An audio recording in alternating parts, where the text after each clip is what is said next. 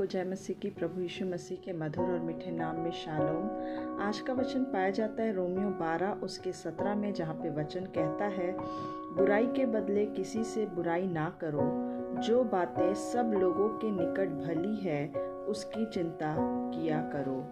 हाँ प्रियो, ये वचन हमको एक नैतिक व्यवहार के विषय में बताता है कि कैसे हमें आपस में एक दूसरे के लिए चिंता करना है, कैसे हमें एक दूसरे को आगे बढ़ाना है और कैसे हमें इस संसार के तरह नहीं एक दूसरे की बुराइयों को नहीं देखना है, परंतु हमें एक दूसरे की चिंता करना है कि अगर सामने वाले में कोई कमी घटी है तो कैसे उस कमी घटी को दूर किया जा सकता है।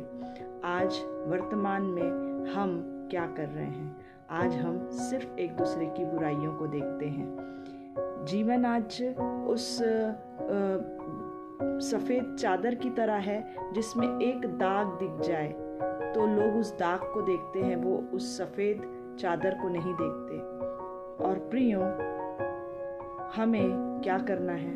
हमें उस सफ़ेद चादर में जो एक दाग लगा है उसे हटाने की कोशिश करना है। ये वचन हमको कह रहा है कि उनकी चिंता किया करो जो एक दूसरे के लिए भली है, एक दूसरे के लिए जो बातें सब लोगों के निकट भली हैं उसकी चिंता किया करो। हाँ प्रियो, हमें चिंता करना है अपने लोगों का, अपने आसपास के लोगों का, अपने समाज के लोगों का, अपने आत्मिक रिश्तों का, अपने सांसारिक रिश्तों का, अपने पारिवारिक रिश्तों का, अपने व्यवहारिक रिश्तों का, हर किसी की चिंता करना है। और चिंता करके ये नहीं है कि हम अपने आप को नष्ट कर लें या हम डिप्रेस्ड हो जाएं और लड़ाई झगड़े में उतर जाएं, क्योंकि चिंता करने से बहुत सारी चीज़ें हमारे जीवन से बाहर आती हैं। कभी वो डिप्रेशन में चले जाते हैं, कभी अधिक सोच के इंसान चिड़चिड़ा हो जाता है